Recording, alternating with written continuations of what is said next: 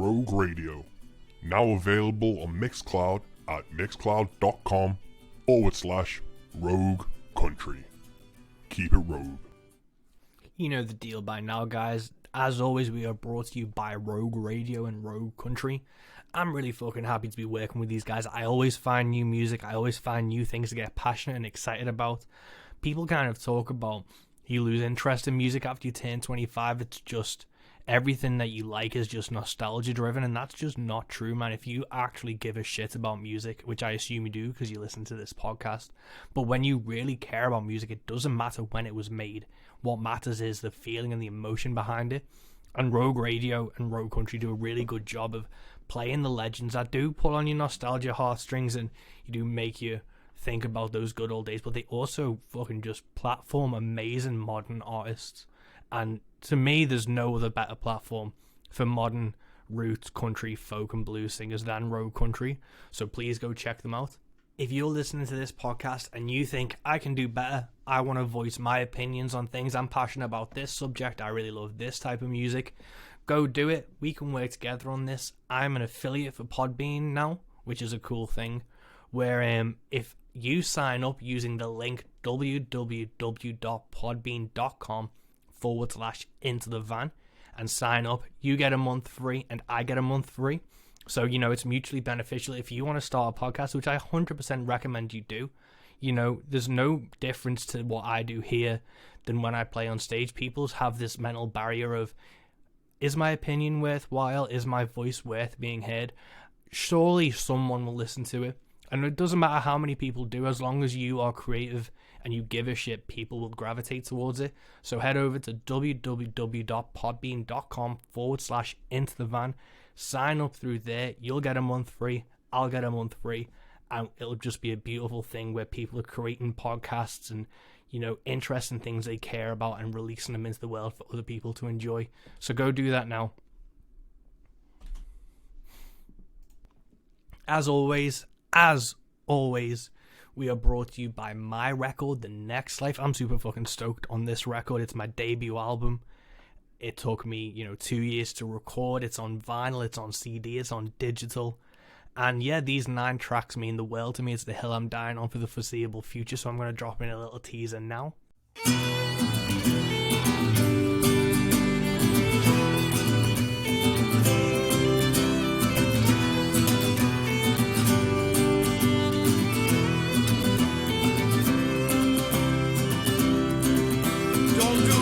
I've done, say a father to son, and let this worldly view grow. Do what you can and love what you do, for it's a long and lonely road. It's a long and lonely road. It's a long and lonely road.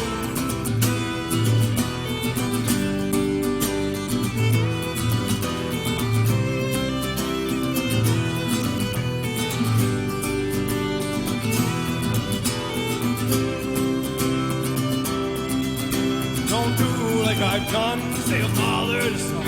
There's a difference between money and will. It's never the power, it's never the title, never the money itself, never the money itself, never the money itself.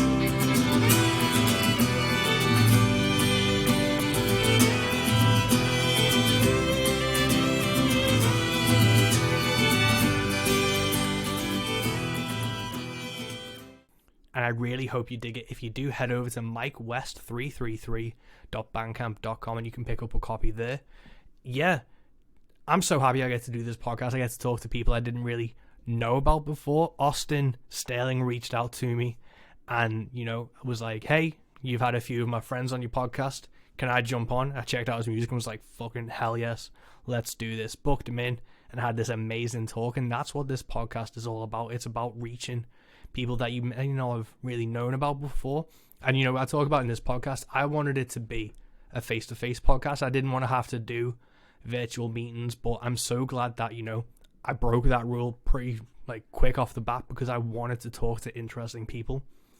If you are wondering where any UK artists are, I've got them lined up because I know once COVID dies down, once this pandemic breaks, I will be seeing them soon. We will be doing these face-to-face podcasts. So why have them on now to do virtual ones when I can meet them face-to-face, have a drink with them, have a catch-up, and make it a proper experience? So in the meantime, I'm exploring the people who are reaching out to me. I'm, thinking of the people that I think are interesting to talk to and reaching out to them. And I'm so fucking glad that Austin reached out to me about this podcast, because I had a blast talking to him. It's a diverse conversation, as well as trying to find out about his music and stuff. It's finding out about him as a person, and I think we really connected on this. It was a really fucking fun talk. So let's do it, guys. Without further ado, this is Mike West and Austin Stirling.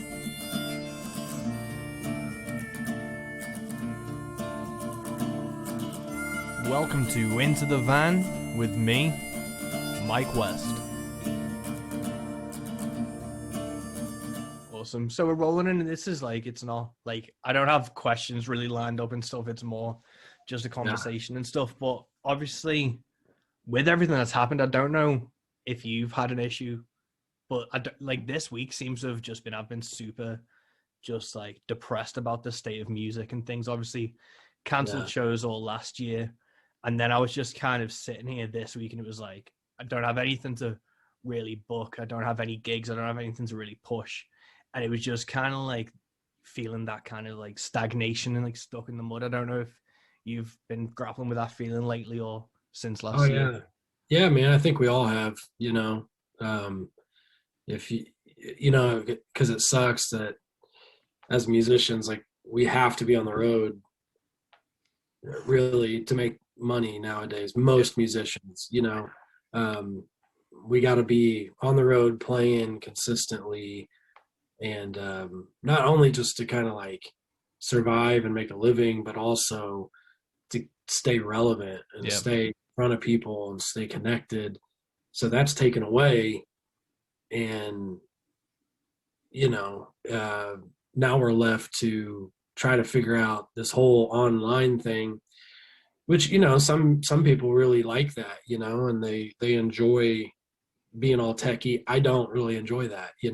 To me, it takes away from writing songs and playing music and stuff like that. So that sucks, and that's been kind of an ongoing struggle, but I'm getting closer. I've got maybe another month, and I'm going to have a whole live stream set up here at home to where it sounds good. And that was the other thing, was I didn't want to do the live stream and it sounded like garbage for people, Yeah, that's always the thing. And one of the things that kind of bummed me out was last week in the UK.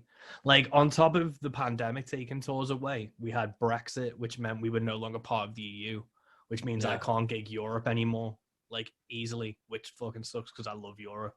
Yeah. But then we have the Performing Rights Society who collect royalties and shit over here. And they decided to add a fee to live stream gigs. So if you wanted to do a live stream gig, you had to pay them a fee to then... Oh my gosh. Yeah, so then you had to pay them, I think it was £20 or something. If you were going to make less than 250 quid, you needed to pay them a fee to get a license, so they would then collect royalties on your behalf down the line. That's in the UK? And that was in the UK, and it's been a huge kickoff, and there's been other places like the Music Venue Trust have kicked off about it. And they've said we aren't going to do it as long as venues are closed. But once venues are open again, all live streams are going to have a fee on them. So I'm I'm going to leave the PRS after this because it's just a bullshit dick move. But that was another thing on top of feeling shit about this. It was another little kick when you're down for live streams as well. Yeah. That's crazy. Because there's probably plenty of people that wouldn't even cover that from a live stream. If they're doing it weekly or something like that, they're probably, they might not even get that from from a live stream. So then they have to pay out of pocket. That's crazy, man. Yeah. I can't do that. I just don't know what it is about the music and creative industry where there's always a middleman who seems to take a bigger cut than the people who are actually creating it and the people who are enjoying it. Yeah. I think about it often. It's weird. Unfortunately, it's a weird thing. We can sit here and we can bitch about streaming and all that kind of stuff. And I'm guilty of it too. I gripe about it, but I also use Apple Music. You know what I mean? And I stream everything. I don't buy CDs or albums, and and it is super convenient, and I understand why people like it. It just sucks because there is that middleman who's totally like taking advantage of it. And unfortunately, we as consumers are just enabling him, the middleman to be able to like basically capitalize on everybody's hard work and creativity. Yeah, I wish a good scenario came out to fix it. Yeah, man, I'm hoping that like people kind of talk about how this is everyone's taking a step back and reassessing how shit actually works, and I'm hoping the music industry gets a rejig, because it is just middlemen constantly just taking a huge cut of things, and you never understand why. Like with the PRS thing, it was like, we're going to charge you for a live stream, and I was like, I like messaged them and stuff, and I was like, so you're charging me to play my music in my house on my internet connection, and I have to pay you for that? And they were like, yeah. I was like, go fuck yourselves. Like, that's crazy. Are people just not paying them and just doing it? People are just flat out refusing, and I know a lot of people are canceling their memberships and stuff. This is a bigger backlash, and I'm hoping it leads to a change, but who knows at the moment. Yeah, man. I think if everybody just kind of put their foot down, was like, no, we're not doing that. Yeah. Then they wouldn't have a choice. They can't. Yeah. I mean, they can try to fine everybody or whatever. I don't know. Smack you on the back of the hand. I don't even know what the repercussions are. Yeah. Well, whatever it is, they can do whatever they want. They can go fuck themselves. Yeah. But, going back to you and your music, Salve, your album came out in 2017. How long have you been performing under, as Austin Stirling? Yeah. Man, 4.5 years just under my name. I think something like that, maybe coming on to 5 years. Yeah, it was, so it's Salve pronounced. It's actually a Latin term. I probably should have thought a little bit ahead that, people read it. They're like, well, not everybody's going to read Latin and notice that that's recognized as a Latin term. But yeah, like I came out with Salve, I think coming up on like 5 years, 4.5 years ago, something like that. And just had to transition from like, because I was going as the Hangdog Hearts, and I needed to just kind of transition from that. It was too confusing because I play with such a mismatch of musicians and different lineups, and sometimes I'm solo, and I'm playing like different styles of music here and there. Sometimes it's like real singer-songwriter. Like these next handful of songs I'm releasing this year are all like very like singer-songwriter, like straight down the middle. But as we get into the fall, I'm going to start releasing like more rootsy, kind of creepy music, So yeah, I think it maybe afforded me like a little bit more flexibility, and stopped confusing people. They were coming to shows like, hey, where's, this musician or that drummer or that bass player? And I just got tired of explaining, That's really interesting. So with the Hangdog Hearts, it was more of like a collective things, and it was still me solo. When we first started, didn't even really like mean to start it off this way, but it just happened that there was like 7 of us in a band, and we just got together to jam, and I wrote a couple songs, and nobody else would get up to sing, and I don't consider myself a singer, so I would be the only guy that got up on the mic to actually sing the songs when we were just in a buddy's garage jamming. Then we were kind of like, man, we're actually not too bad. Like we're actually pretty tight, and the songs we felt like they were pretty good. So we just spent like a solid year playing open mics, and then we started getting like booked for gigs and stuff like that. But then people just kept falling off, and we'd bring somebody else in new, and they would fall off. And before I knew it, like the whole band was just gone, and it was just me, and we had gigs booked. And I'm like, okay, I guess I'm playing these solo. So the Hangdog Hearts thing turned into me just trying to keep it going. Yeah. And then I still tried to like build the band up. I've always wanted just like a solid band, you know. I don't like playing with, I love the people I play with, but I want like a tight knit group, Yeah. You you want know. like a stability to it and a Yeah, stability to it and all that kind of stuff, and it's just never worked out, you know.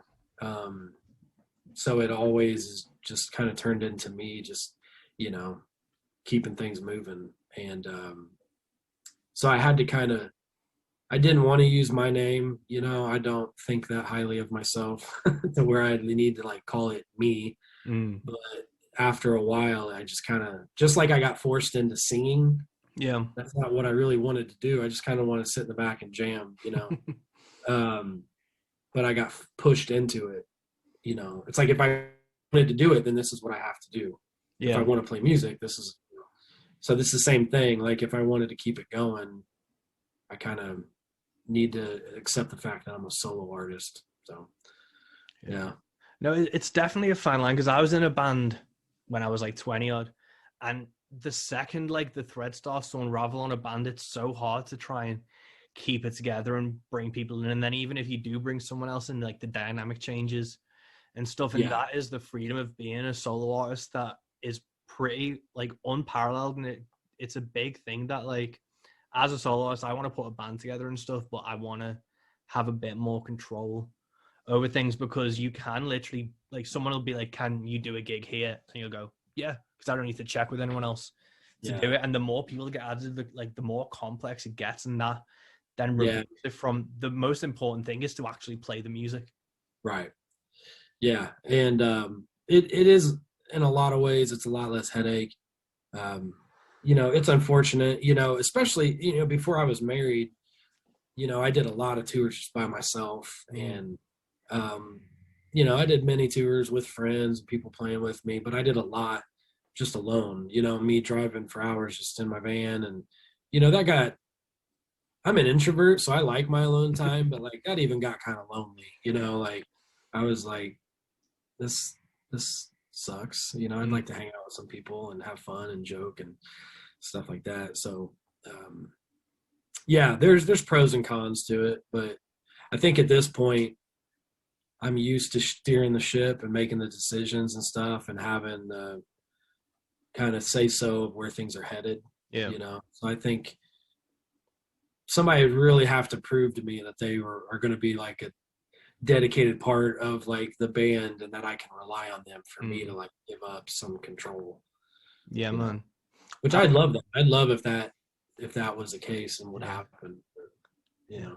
Cool, man. You were saying about like that like reticentness or reluctance to use your name like Austin Stirling was because obviously there's like the White Buffalo, Amigo the Devil, Beans on Toast and stuff who perform under monikers. Did you think about carrying on with like the Hangdog Hearts as just like the name, or did you think of anything else?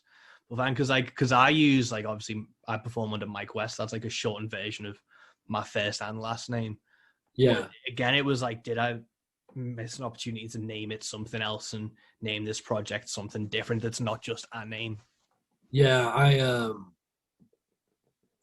I think another big part of it, you know, so Hangdog Hearts happened, and then my wife and I got married. And once we got married, I kind of faced reality. I'm like, I'm doing this really difficult, very demanding career, and I've got my foot in both, you know, music full time, and then this very like challenging career. So I need to make up my mind. I can't have my foot in one or the other. Well, this career that I was in, I was heading into taking over the company and just really basically just being set, like, you know, hard work and stuff like that. But like literally, I mean, I was looking at making more money than I can even explain, you know, and it just seemed like socially the thing I should do, you know. So I did that for a year. I quit playing music. I didn't play music. I was off social media. I barely picked up my guitar, and it was depressing as all hell. Like my wife was just like, "You're not yourself." Is that ding coming through? Yeah, just a touch, but it's fine. Text messages and stuff. But it was difficult. So my wife finally was just like, "No, you're not. You're playing music. You're not gonna do this. You know, like you can do your job or whatever, but you got to play music." So, anyways, push came to shove, and I just decided to leave that career and all that money and do where I really feel like I can be used to like reach people. You know, in that industry, all I was doing is yelling at people, you know, and having to get on people about money and stuff like that. And I don't like that. It was soul sucking for me. So walked away from it. And so I think a big part of that shift was needing to make a new change, like a new kind of a new identity, a new goal of like why I'm doing this. So that was another kind of reason for the name change. Cool, man. No, that's really like admirable. Like I know, like I'm getting married in October, and it was you have this kind of societal like nagging of you need to be stable, you need to provide, you know, like a stable family, get an income that's completely regular and stuff. And that is not necessarily detrimental to being a musician and being creative, but it's definitely a hindrance to it. And you realize that if you have a supportive like wife or a partner like Siv, she's like great, she's been to all my gigs and stuff, she understands that this is what I need to do, it's not something I want. And I think if you have that partner, and it sounds like you've got the same, where it's like they understand that this is what it is. Yeah. And we did our homework. We didn't just flightily, you know, I see people making big life moves and stuff, big changes because, well, I feel like I'm supposed to do this. I'm supposed to open this store because that's where my drive and my passion is and everything. But they don't do the homework of like, No. Okay, financially, what does that look like? You know, my wife and I sat down for the better part of 6 months or more, almost every night. We looked at our finances. We talked about it. We talked about the pros and cons. We whiteboard a lot. So we got whiteboards. Well, you can see my big whiteboard behind me. But we got 2 whiteboards in our bedroom that we just are constantly scribbling stuff on.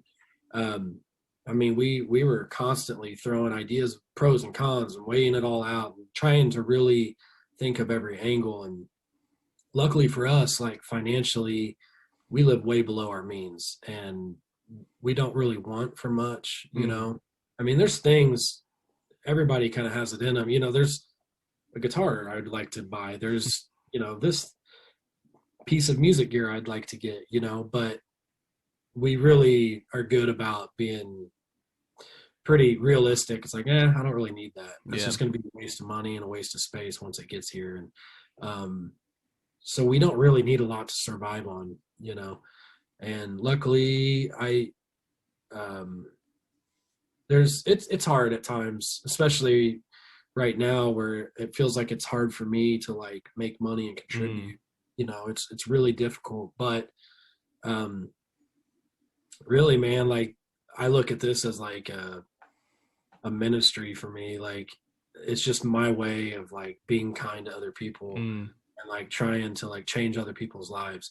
And I'm not saying I'm trying to get everybody saved and make them believe in God or anything like that, but even just like spread some like goodness to other people. Like this is my way of doing that, you know? And just being kind and loving to people. Like I feel more like myself being a musician and doing this full time than I did when I had to go to a construction site and yell at people, you know? Yeah, man. Like the music thing, you don't realize that like it seems stupid and people talk about it so much, but at the heart of all music is you trying to connect with someone. And that's, I think, what this kind of pandemic and situation is showing is like when you kind of lose that connection is like when you start on shaky ground as like a musician, is like you kind of lose sight of what you were doing it for. And like even I miss like one of the big things about playing live was you get to scream for like half an hour or an hour or 2 hours and you get to like vent and decompress, and it takes like a stress off you and that's bubbling back up. But it's an interesting thing to just see that music is this thing that needs spreading. Like it's always a necessity. Like even with all the pandemic and everything, people worrying about venues closing and stuff. The one thing that's a certain is music isn't going away. Like venues might, but music won't. Can you hear me? Yeah. Sorry, what did you say there at the end? So it's just like venues will go away, but music won't. Yeah, and luckily we have the internet to where we can still share all that. And you know, I don't. It's a crazy time, man. It's crazy, but you know, I think on the other side of this, hopefully, music followers, like people that appreciate music, hopefully that'll open their eyes a little bit more to like how much musicians really rely on them. Yeah. There's no possible way musicians can survive if people aren't willing to go out to shows, and it's impossible. If you're out playing shows and people don't and make the effort to come out and see people play, hopefully they see the importance of that. Hopefully, like I've been seeing a lot of like you see like artists like Ed Sheeran or Adele, whoever, are like holed up in their mansions. They don't need to do anything. And if people kind of don't realize that that's all they'll be stuck with if they don't support like the grassroots stuff, is you're going to be stuck with these popular artists that people always complain about. And it's always the people who are rallying for like, I want that darker stuff. I want that roots music that I haven't heard yet. Like, I want that different, challenging thing. And they don't realize that that's going to go away if these like artists aren't supported and like platformed. Yeah. And I think we all feel that at times. Like I'm in this wholeheartedly for the long haul, man, but there are days where I'm just kind of like, I don't know what I'm doing, like I don't know what I'm doing here. And it's a drag, it can be really tiring. And it's I thought working in the construction industry and being a general contractor and stuff like that was pretty difficult and stressful mentally, but there's in a different way, this is even more mentally trying, because you have people's voices in your head, just kind of telling you, I've said this on other podcasts, but I've had people make comments, and I've got a couple people in my life that are very very negative towards the whole what I do, and very kind of tell me that I'm really not accomplishing anything, that it's not a real job, stuff like that. And as much as I don't believe them, it's hard, Yeah, it's still great. It's like, even like if you've got like the most like strong constitution, like a constant torrent of negative comments just eventually chips away at like even the strongest like will. Yeah. It is hard, but luckily I got my wife. She's in my corner, and she's so supportive, and it sounds like what that's all about. Yeah, because it's even, you were saying about like, people need music to get through stuff, but the musicians need those people as well. Because I know I've been down in the dumps the last like couple of weeks, and just someone has like messaged me or commented on something being like, oh, I was listening to this, or I've picked up this, and it's like, oh, fucking that's like a huge deal. Even just one person giving a shit like can pull you through it. Yeah, man, for sure. Yeah, man. So what's it been like over in the UK as far as like lockdowns and stuff like that? Are you guys still dealing with all that? Yeah, so we're in like another national lockdown that I think they're looking at easing up in March or April, and that's been since the end of January, I think. And I don't know what it's going to be like, but I also, like, since this kicked off, like, I remember reading about it in January of last year and kind of bracing myself. And mentally, I've depressed everyone I've said this to, but I've written off up until 2024, basically. Especially from, like, a UK standpoint, because not only is it the pandemic, we've got Brexit, which has decimated EU touring. And it's meaning that I'm going to have to rely on UK touring, which isn't, you know, like I love the venues I've played in the UK and I love UK fans, but Europe, you've played there. Like Europe is such an amazing, welcoming place to go. Yeah. So that's kind of been an issue. So I don't know what the UK scene's going to look like coming out of lockdown and coming into like this new, you know, whatever the music industry and music venues are going to be. But again, with the challenges, like at the moment, I've got a camper van that I tour out of, and I'm looking at just buying some shit to build a stage that I can put to the where the door opens. Yeah. And I'll fucking play houses and I'll play fucking car parks and anything that I can do that'll be interesting and fun for me. And I get to like hang out with people who I know will dig it. I'll just, so that's where my head is at the moment for what the UK is. And, you know, the UK, I'm building my own stage and I'm going to travel around a bit is what I'm looking at. That's great, man. I mean, you got to do something. And I'm hoping the house show circuit kind of gets a little bit bigger and people start, if the venues aren't going to be allowed to have music, you know, hopefully some of these people who are like all about it will say, you know, like do this, we're going to have music ourselves, you know? So, I don't know, we'll see, but I think that's a great idea. Build a stage. And it's just something to kind of like break the monotony, but you've toured obviously the US and in your bio, you've toured like over like 16 other countries and stuff. What have your experiences been touring in the US and then compared to like, say like Europe? Have you been over to the UK before? No, we tried to get over there, but it was just too, I think the restrictions and things were a little trickier than jumping from Europe to the UK. Yeah, that's what I always hear, man. Like I was talking to 20 Watt Tombstone and they played Europe and I was like, are you going to come over to the UK as well? And they were like, it's just a ball ache, which again, with Brexit has just added like another level of ball ache to it.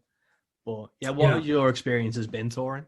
Well, so my first tour was really interesting. I was over, when I was in the US, this is however many, I don't even know how many years ago this was. There's still a lot of smoking in the bars here in the US, but I was playing and I was losing I could only go maybe 3-4 shows. And I was losing my voice. I'd play like 1, 2, 3, and then my voice would get weaker and weaker and I would be losing. And I'm like, am I just blowing my voice every night? Like what is going on? And so then we booked a Europe tour for 38 nights, 38 days straight, a show every night. I was kind of worried because I'm like, man, I can't even get through 3 shows without my voice blowing. And we got over and it was completely fine. And the only difference was there was no smoking in the bars in Europe. No way. And so I discovered that I'm allergic to cigarette smoke. But it was such a eye-opening thing that I was like, that's awesome. So when I came back to the US, I started requesting to bars and venues. I'm like, no smoking during my set because I can't. I'll lose my voice and all that kind of other stuff. But that was really interesting. That was one of the biggest like differences I saw. But now most of the places there's no smoking in the US. There's still some. You go to some podunk town and they'll have, everybody's got a cigarette, and it's disgusting.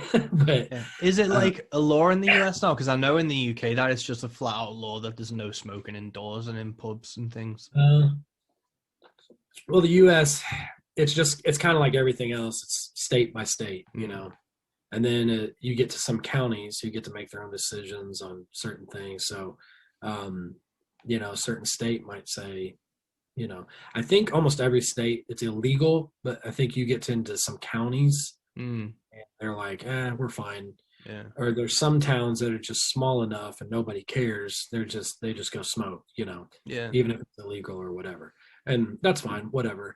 I mean, to me, that's kind of the beauty in America a little bit is like, if everybody in this area is cool with it, then like, okay, cool. Yeah. Like you guys do your thing, I just won't come play your bar. Yeah. I remember when like the smoking ban came in, I remember I went to this club I always went to, like this biker bar. I remember I saw like the ceiling and shit for the first time. I remember walking in and there wasn't just like a cloud of Yeah. smoke like 4 foot thick, like Yeah. past like 7 foot up. It was crazy, man. Like how much that like law changed stuff.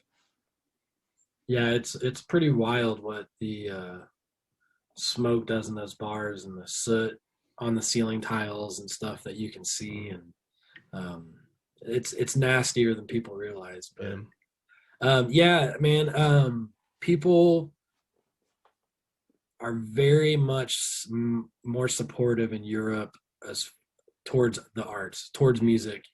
They treat musicians 10 times better than they do over here. I mean, we would go places and people are feeding us and, you know, really cared, like making sure that we had somewhere to sleep, you know, and there are people that do that over here, but not like in Europe. No. It was crazy. Yeah, I remember in Europe when I was like booking stuff and you were like, what's your fee? And I'd say it and then you'd be like, okay, and do you want bed and boarding as well? And I was like, is that a thing? Like, holy shit, that's yeah, it was awesome. But I'm kind of weird, man. When I'm on tour anymore, I stay in hotels and stuff because I don't like staying at random people's places. I don't party, you know. I don't drink or anything, so it's really hard. Like I love hanging out and talking to people and stuff like that, but it kind of comes to this point where people want to like party and drink all night. Yeah. I can't do that. I'm tired. Like we play the show and I can chat for like an hour and a half or so. And then I am just exhausted. I want to go to bed. I don't get the liquid energy, you know, like liquid courage, like drink. And then I'm like all revved up to go the rest of the night. So I like staying in hotels and stuff, you know. Yeah, man, I've got my camper van that I sleep in for the most part. And then like if I was playing a gig and they had accommodation, I'd be like, let me see it first. Right. Yeah. Yeah, I know. I always ask, I'm like, what does that mean? You know, I've had multiple venues say we have accommodations. And I showed up and literally the accommodation was you can sleep on the stage when we close. So there were a couple places I played where I slept on the stage before anybody was even closed. I just laid down behind the monitors and you know, my blanket and just passed out on the stage. And you know, you're smelling all these weird smells off the stage that you're like, you don't know what it is. And so yeah, I'm with you. I'm like, what are the accommodations? Yeah. Like with coming over to Europe and touring and stuff, was that off the back of your first album, or was it like, did you have kind of like rumblings in Europe of people who were digging your stuff so you came over, or was it like as like a what's the word, to kind of advertise like a new album and try and engage with people? There were people in Europe that were asking me to come over, and I got a couple emails from a handful of people saying, if you come over, we will book you shows. And I was like, okay, that's awesome. I can be there in June or whatever it was. And they started kind of booking shows, and then I think they didn't mean to. I think they got to a point where they're like, "Oh man, I'm having trouble booking to make your time worth it." So then they passed me on to another guy that really kind of took over and tour management and stuff like that. And he drove for me, and you know, and we toured all over. It was a blast. But luckily enough, I had people that were asking me to come over, and you know, kind of took it from there.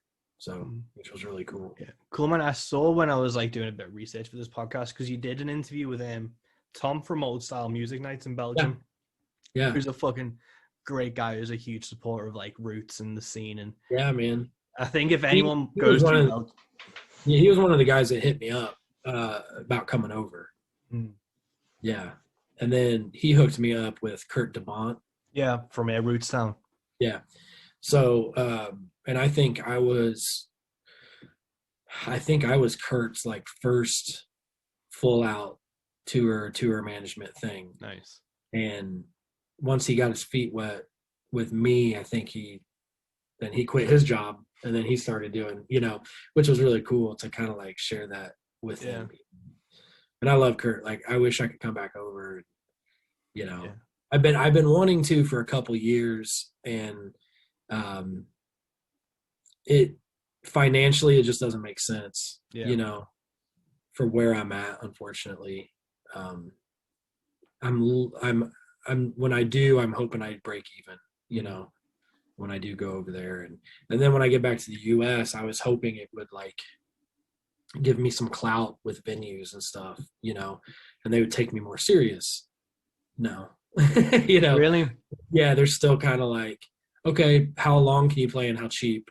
No. It's still it doesn't matter what you've done or whatever. So it's crazy, man. It seems that like in the UK and in Europe, like an American act coming over has this kind of weight and a prestige to it that doesn't, like, if I were like play in the UK, like it doesn't have that same thing. Right. It's weird how it doesn't translate kind of the other way.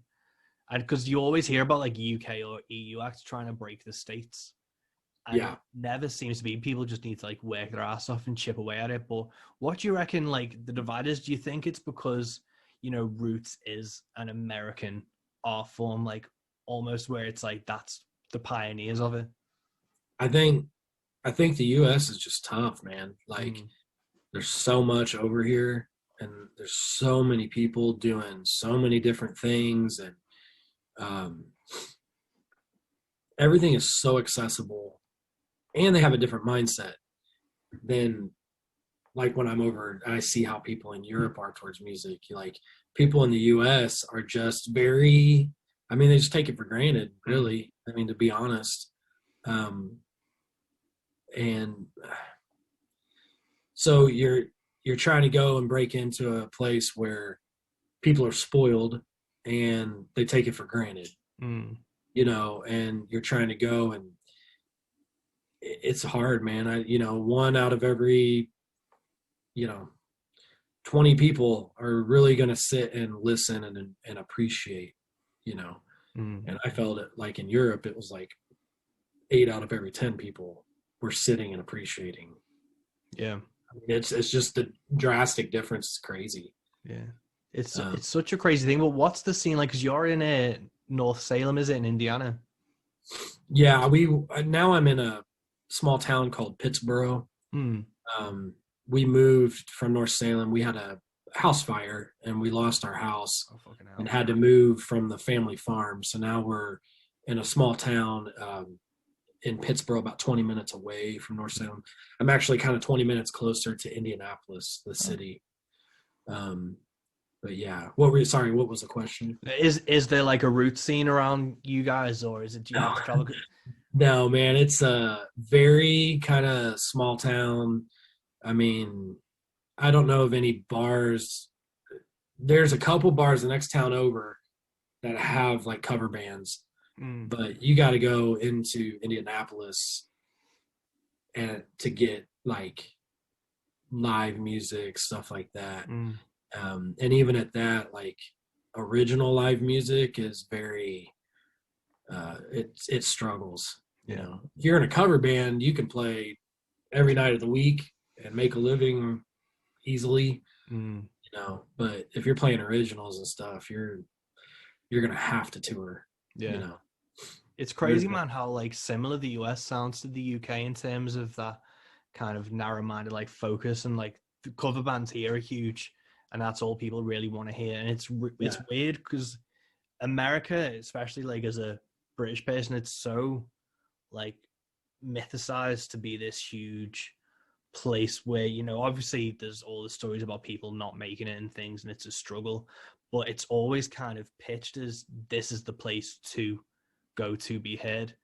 And it's weird when you hear people like kind of contradicting and saying that it is a grind. You've got the cover bands to compete against, and trying to find that niche is really hard. Yeah. I think like anything, there are pros and cons. I think there are a lot of there's probably some truths into that, you know, on some level, but for the most part, it's like the people that move to Hollywood because they want to become a star, they want to become an actor, and then they get there and they realize literally every waiter, every bellhop, everybody moved there to be somebody, you know, and they realize it is very oversaturated, and it is, you know, it's kind of like, and I might make some people mad when I say this, but it's kind of like Nashville. I personally think Nashville is a joke in the sense of people wanting to move there to become a star, you know. Now I will say there's truth in you move there, and it's like moving to Hollywood to be a actor, and it's like everybody's an actor. You need to move to Nashville and it seems like everybody's a musician, and everybody's a really good musician. And then you realize how far you have to go. You're like, whoa, I'm not near as good as I thought I was. Because you move and you see these people who are struggling right alongside of you, and they're 10 times better than you, you know. And that's why I laugh, because I've known a handful of people that are like, I'm moving to Nashville, I'm going to become a songwriter. And I'm like, do you realize like the songwriting scene is almost more overly saturated than the like musicians on tour doing, you know, because I'm like, breaking into that world is that's tough. That's real tough, you know.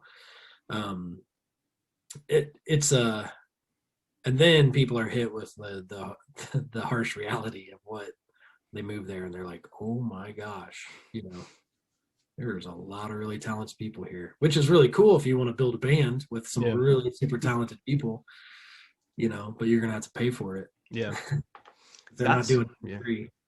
Yeah, that's the weird thing, man. But with like yourself, it seems like you've gone around the beaten path, and I know doing some research for this and stuff, like how you kind of approach things is different, and you've popped up on a few different podcasts. Obviously, you reached out to myself to do one. Do you think that's kind of an advantage? That because I know everyone kind of jokes about podcasts popping up and everyone does them, but no one's really utilizing them in the music world, right? Really, like there's obviously you see like the LA comic scene of Joe Rogan and, you know, all those folks using podcasts, but you don't see musicians kind of taking it up really. Like, have you seen, like, was that in your head when you started trying to like get on some, or like getting on to chat like with people like you and stuff like that?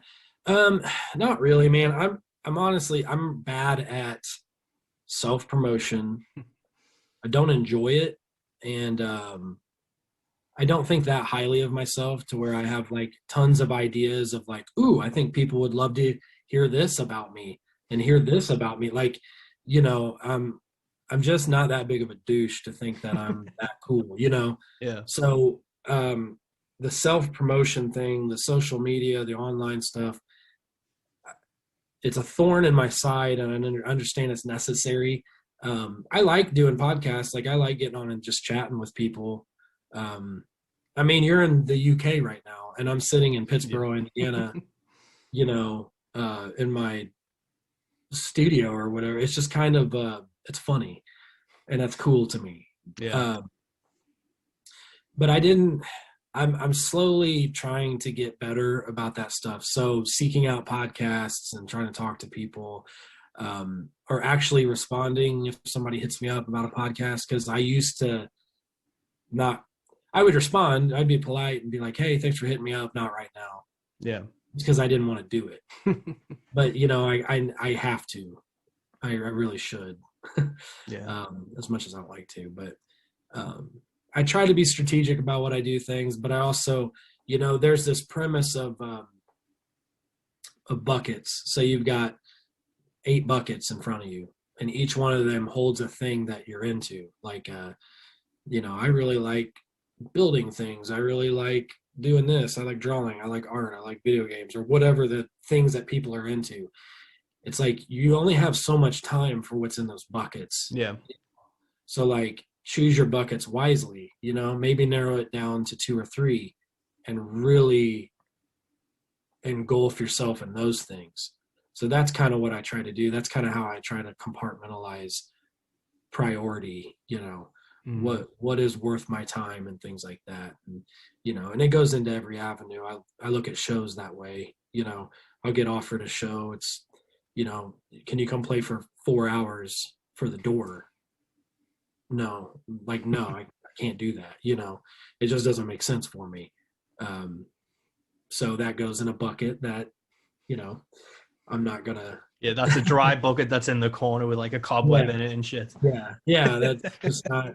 I don't have time for that, you know. So, yeah, I try to be smart and strategic, but yeah, cool, man. That makes the most sense, like with the marketing and things. And I think if I didn't have this podcast this year and a bit, would have been really fucking boring. This has been something that's like been fun for me as a person to do. To obviously, you're in Indiana, and I get to like talk to people that I enjoy their music of and get to chat and stuff.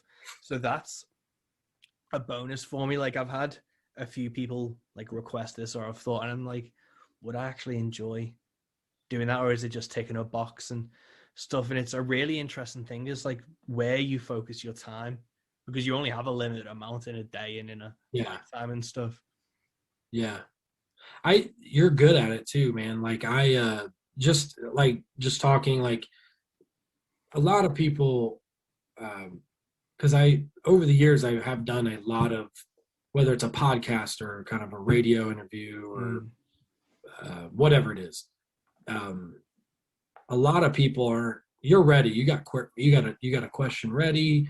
You got topics, like you keep it going. A lot of people don't do that, man, and it is those are rough. You know, those are hard to like talk with people back and forth and banter off each other. You know, and I don't know how they expect their podcast to grow, because people don't want to sit and listen, you know, and then there's that weird dead air, you know. It's like kind of like people don't like that, you know. No, it's a weird balance, man. Like what I do is like, for a little behind like the veil, I've got a Word document that I've kind of highlighted of like shit from like stuff you've sent me of a bio, like, and things that I've kind of highlighted that I think are interesting. But also as I'm like thinking about what this podcast is going to be, I'm just kind of like thinking about what I actually give a shit about in terms of what I've been thinking about that day. And then I just kind of see if you'd be interested in what I've been thinking about for that day. Because it's just something that like, because at the end of the day, I want it to be a conversation. I want it to be something that you find value in, because I've done radio and things and you get asked like the same, like what are your influences?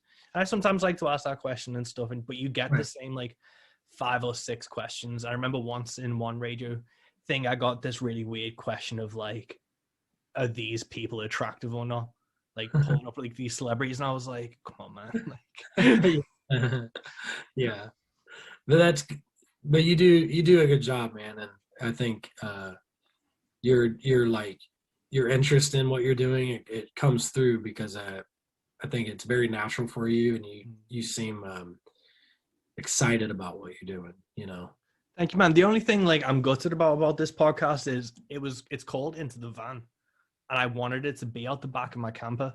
And the first few episodes I did were face to face, and like you actually get to like talk to someone. And I wanted to set up a rule where I wasn't going to talk to anyone online that I didn't already know, because I didn't want to like do virtual meetings. I wanted to meet you face to face. But obviously that's never going to happen, and I get to talk to people like yourself now, which is a bonus and a benefit in and all itself. So that rule is completely gone out the window, because why would I limit myself? I wouldn't get to talk to like people like you. But it's just a weird thing with like how you view your creative process and how you view like what you actually enjoy, because with whatever you're doing, like music or podcasting or art, it's like at the very, like, if you boil everything down to it, you should enjoy it. And I think what you've done is you've taken the different styles of genres that you enjoy and fused them together, which has given you more freedom. Do you think with your albums and stuff, that's been a conscious effort to be like, I'm enjoying this thing more in like 2019 when you did the spring summer, and then you kind of draw that on for that record, and then like with Wolves you draw on something else? I don't I honestly, I'm continually writing. I'm continually recording. I track everything here at home. I mix everything here at home. So I'm continually working on stuff. I might bounce away for 2 weeks and go build a piece of furniture or something. But for the most part, like I'm here in the studio, writing, recording, working on that stuff. And so I've constantly got songs in the works. And I got them all on this whiteboard. So like it's full of songs that I haven't released yet. And I've probably got 40 something songs to sift That is through. a lot of whiteboard. Yeah, and it comes further this way that you can't even see. But it's I'm so as I'm going along, I start to group the songs. I'm like, ooh, I really like this version, because I might write a song and record it 3-4 different times because I'm like, I don't like that. It's not working. Like I don't like how that take is. I don't like. So I'll just scrap it and completely start from scratch again. I'd push it on the back burner and put it on a hard drive, and back somewhere. But for the most part, so I'm continually going, and I'll start grouping the songs together like this. This goes with this song, this feel, and I'll start building albums as I'm going along. So then once I got one that's pretty close to like done, or I feel like it's a good time to put that album out, then I will start being like, okay, zeroing in on those songs. And that's what I did with, so this last group of songs are, like I said, very singer-songwriter. And then in the fall, I'm planning on doing these more very rootsy, banjo-driven type stuff. And then by the winter, my plan is I've got a group of, and it might be an EP, it might be 2, 3, it might be 6 songs, I don't know, of like heavy, darker, kind of doom metal-ish type stuff. So the beginning of the year is like singer-songwriter, then I'm going to end up in like this weird, doomy, I don't even know what, harder stuff. Yeah. So yeah, that's kind of how I do it, Yeah. Cool, man. And like because you brought out a single, was it last week or the week before? Love, Death, and Wandering. That was last Friday. Yeah. Like that seemed like it seemed like a more fuller, like rich, like expanded sound compared to the banjo driven things you do and stuff. What was the process behind writing that single? When did that first like come to you? So that song originally, the song's called Home. I put the Love, Death, and Drifting because that's going to be the album title by the time it's done. So cool. Each month it's going to be Home, Love, Death, Wandering, whatever. And then the next one's going to be Standing in the Rain. That's the next song for this month. So then by the time it's done, they'll all be on one album. Home originally was like a bluegrass song. Very bluegrassy, kind of a bluegrass kind of hop to it, and that's originally how I wrote it. That's how I tried to record it like twice, and I didn't like it. It sounded cheesy, watered down. It just didn't have the vibe I was wanting. And then I wrote out this really cool drum beat, and I was like, that's cool. And I just kind of sometimes when I do that, I'll just pick a song that I don't have a good recording of that I like. So I just happened to grab Home and played it to that beat, changed the chord progression, everything up, sang it differently, and it became a whole different song. I just used the lyrics, but I was like, dude, this is it. Like, I love how this sounds, Yeah. Because I've got, to me, it's more bluesy. It's definitely kind of rock and roll, you know what I mean? But like, I've got a handful of songs that are like more bluesy, almost not funk, but it's got that vibe to it. Yeah, like I've got a handful of songs that I'm just kind of waiting, and I might put them out this year or something. I don't know, but they're definitely, they don't sound anything like me, So. And is that like a daunting thing to write those types of songs? And obviously you've got like 3 albums under you that at the moment as like your solo project. Is it daunting to write something where it has like a funk vibe to it and then wonder, because that's like when the fear starts coming in of you start thinking, are you writing for your audience or you're writing for yourself? I think I'm more so than, well, I'm very, very confident. I definitely write for myself because if I tried to write anything, I had somebody recently hit me up, a close friend, and he was like, he was meaning well. I think he was drunk. He was messaging me, but he was like, "Man, you gotta do the darker, creepy, heavier stuff." He's like, "You gotta leave this like soft, basically the soft stuff that you're doing. You gotta leave that stuff, and you gotta do this, and you gotta write. You're not writing from the gut, basically." And I was just kind of like, "Okay, well, I appreciate you saying that, I guess," but it confirms to me because I can't. If I try to write a certain way, it is not good. It is not good at all. And I just have to, just like I grabbed that song home and played it to that drum beat, and I just kind of went with it, and I just liked it. I was like, this is cool. So I don't know. I've heard some people say like you're doing yourself a disservice because you're playing all these different styles of music under your name. So you're going to confuse people, and people aren't going to, and maybe that's true. I don't know.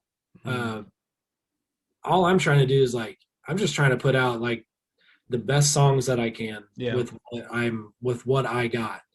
And I don't have the capabilities to have a really good producer or a really good, I don't have the money to pay all these different musicians to just come in and play all these songs, with how much I write and record. So I'm trying to just do as much as I can myself, Yeah, man. I think that's definitely like the best way, because you see artists like Sturgill Simpson you can see as like definitive phases in albums, and people be like, well, I don't like Sailor's Guide to Earth because it isn't as bluegrassy as like High Top Mountain and stuff. It's like, then go listen to High Top Mountain. Those songs still exist, and it's the same thing as when you see like films reboot or remake. I'm like, well, that's not as good as the original. I'm like, then go watch the fucking original then. Right. Like, you don't realize how hard it is to, like, as a musician, to keep creating something that's interesting for you. Like, I've got a song that's got a bit of like a blues, like chain gang riff to it. And one guy once was like, you just need to write like that. I'm like, do you know how hard it is to write a riff like that actually sounds interesting, that doesn't sound like any other riff that everyone else does? Like, there's only so much you can do on a 3 and a 5 on like the fretboard. Yeah. And that's, I remember I started to play with a drummer friend of mine. It was just us, like a 2-piece. And I started to do a lot of open tune, garage, blues, slide guitar, started to play a lot of that stuff. And it was started to really it was really going that way. And I was just like, man, this is so like, there's only so much I can do within this realm. Yeah.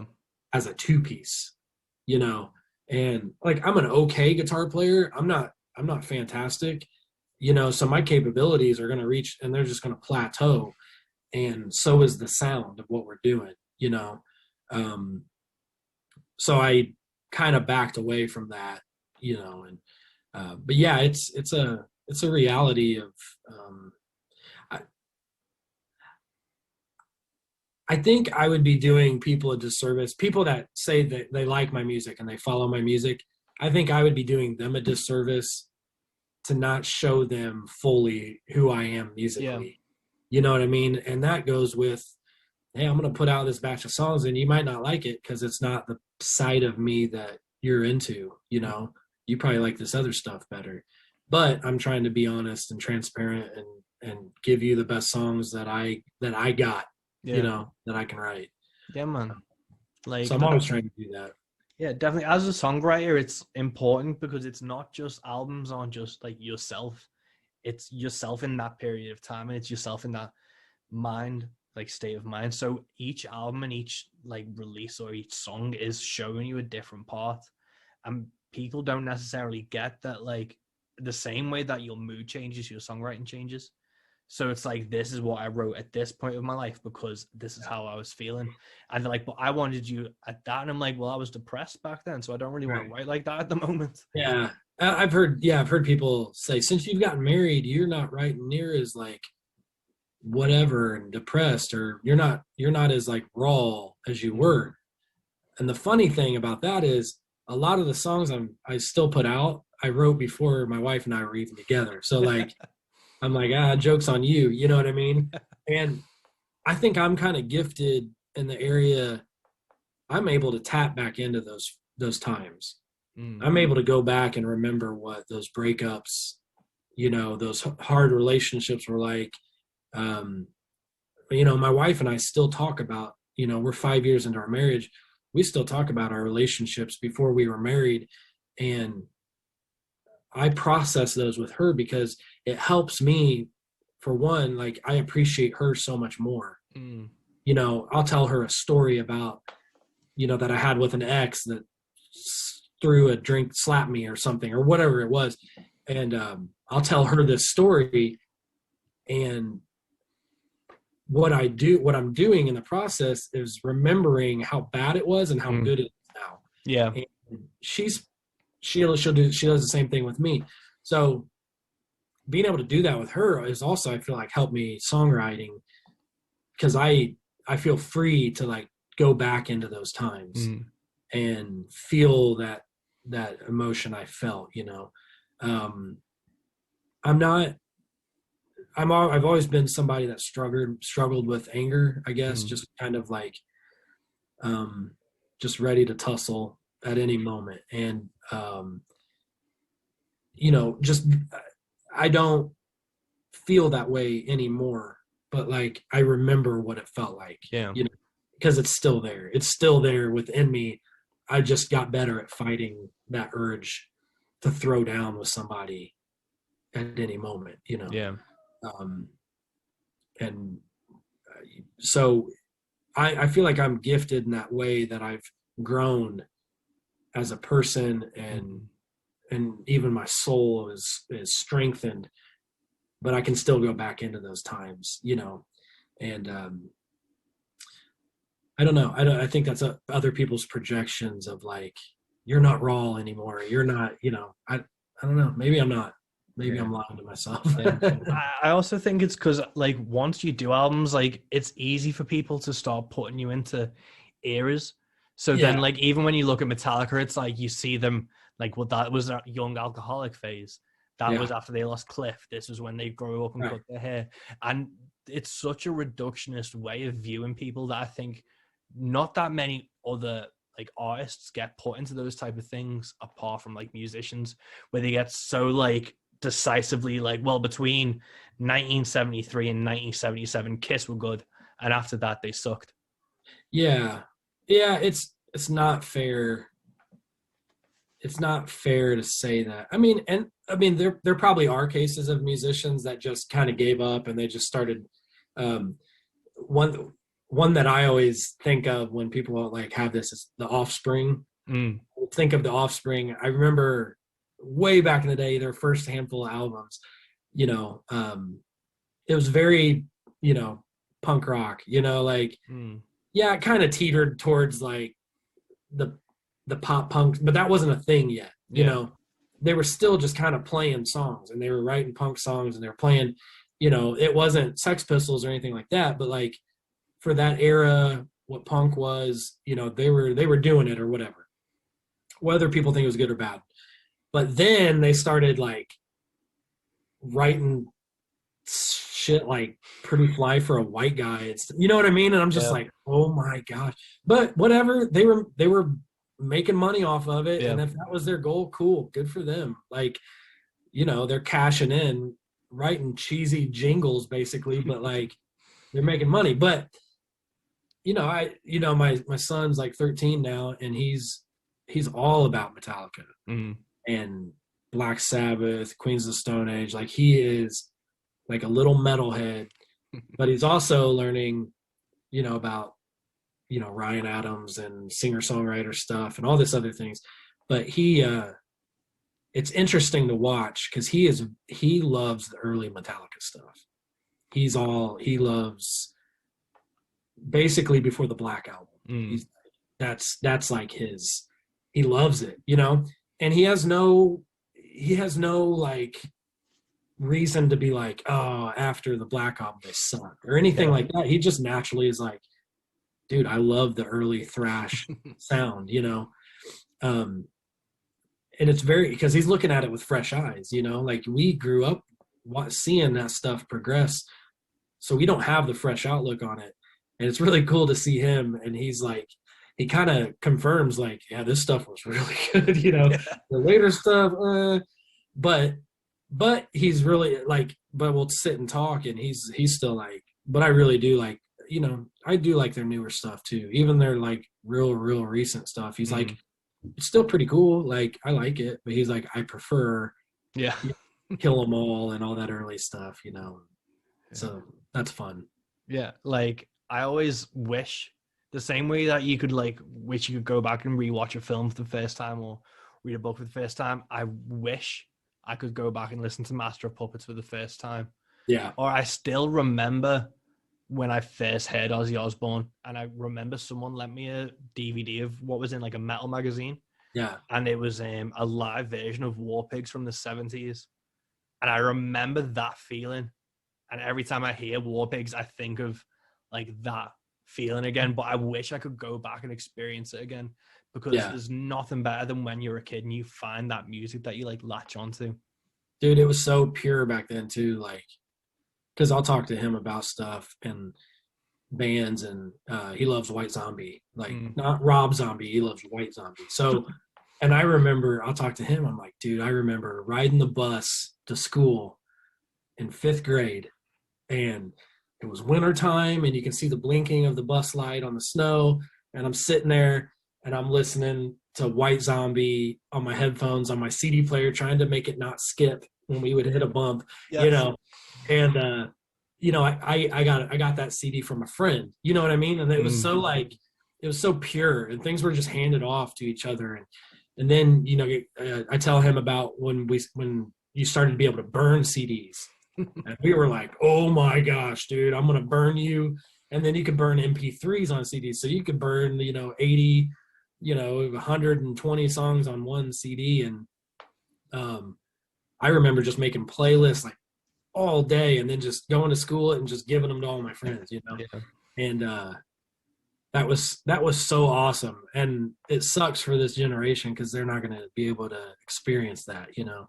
No, like a Spotify playlist just doesn't have that same weight of sending it to someone. Right. I send like music recommendations to mates and stuff still, but it's like through WhatsApp, and you know that they're going to half read it, but they're going to be doing something else. Well, when you were like younger and you gave someone a CD, you go listen to the whole thing that night. Yeah. But and then you knew it was good, because I remember I lent my mate a Chimera CD and I didn't get it back for 10 years. Yeah, man. It like with everything, there's the good and the bad, you know, and it sucks. You know, I'll make playlists, you know, on my Apple Music, and I'll share them with him because he's got Apple Music, and I'll just send him stuff, and I'll be like, dude, here's a punk rock playlist, you know, and, you know, send him a bunch of stuff. And, you know, he's like, oh, I like this band Fear. These guys are awesome. And I'm like, hell yeah, you know. So it's funny. And then he like sent me a 80s playlist, and it had everything from I Want to Know What Love Is to like Salt and Pepper to like, it was so random, and I was just like, that's awesome, you know. So there's good in that, you know, to where they can seek out literally anything, and they, you know, but he still discovers Salt and Pepper, which is just like, you know, I'm proud, but I'm also disappointed. Yeah, it's crazy that Salt and Pepper's a legacy act now. Yeah, it's funny. Yeah, but like that kind of feeling, I think, is what makes like Roots fans really interesting, because it's not a mainstream genre in any way, shape, or form. So you know that when people find this type of stuff, they're music fans, and like they're digging deep into those things, because you kind of, I think Johnny Cash is like the gateway to when you listen to his American recording stuff. Yeah. And then you kind of like fall down the rabbit hole of things. But with your like Roots music and things, how have you seen it progress from, your first record to now and the kind of audience reaction to it as you've gone through? So the first album I did with the Hangdog Hearts. So I've got 7. I have them hanging on my wall just to make sure I counted them right. I've got 7 that I've done total. The first one was with the band and those guys. Well, in the middle of recording, I lost the whole band.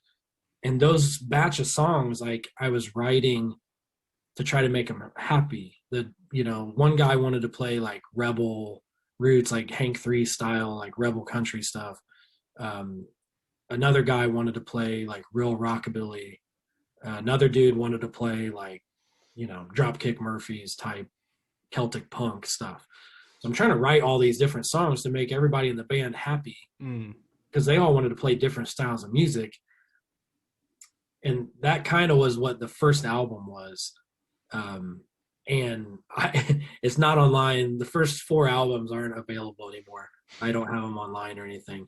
But, from there to Sawe, I feel like Sawe was the first time that I was like, this is what I was really trying to get these songs to sound like all these years, and then each album, I think if anything's progressing and growing, it's just my ability for mixing and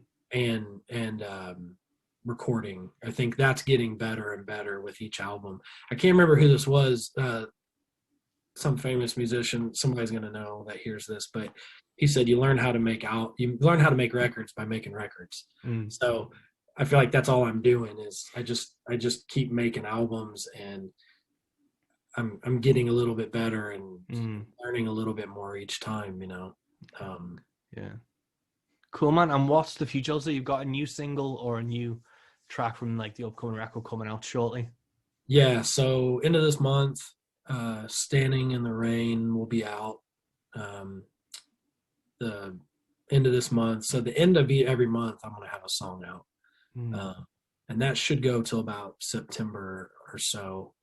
The last couple songs, I might just release those at the same time, like the last 2 or 3 songs all at once. But and then to make way for hopefully something special on Halloween. Oh, sick. Yeah, so hoping to get something nice and creepy out, people. So yeah, cool, man. Well, we're hitting past the hour mark, and I don't want to keep you too long. Your afternoon. You've got a whiteboard of songs that I'm sure need your attention and stuff. But after you've got the Halloween thing, do you see like live shows coming back like around where you are, or what kind of the plans going forward? Yeah, so right now I've got a handful of stuff booked, and kind of a lot of things. A lot. That's relative right now. Compared to last year, I got a ton of things booked. No, I've got a handful of things actually booked that are supposed to be happening. And then I've got things that are waiting, that they're waiting to see if the event's going to happen to where I'm going to play. Yeah. I think I'm going to have more opportunities to play this year than last year, but it's definitely not going to be like normal life, I might have to keep creating opportunities to play. This past Friday, actually, when my last song, The Home, my newest song, came out, we actually had a concert at my church. They let me use their building. Oh, cool. And, it's a 23,000 square foot room and a cap of 2,200 people, but they had it dwindled to 700 people. And then, that was 700 was the cap for COVID reasons. So through a concert, and I think a couple hundred people came out, and it was awesome. And so I might have to look for more things like that to do. Yeah. So, yeah. No, that's awesome, man. Well, I'll let you go for the rest of the thing, but I'll definitely be looking at, like, keeping an eye out for your tracks that are coming up. And I'm always down for something creepy on Halloween. All right. Awesome, brother. And that is episode 26 of Into the Van, Into the Bag. I don't know how long I'm going to keep saying Into the Van, Into the Bag, but until people get sick of it, I guess I keep saying it. Yeah, If you enjoy this podcast, if you enjoy the people I get to talk to, please tell your friends. Please go check out Austin Stirling's music. I've put links in the description of this podcast. Until the next time, guys, stay safe. Peace.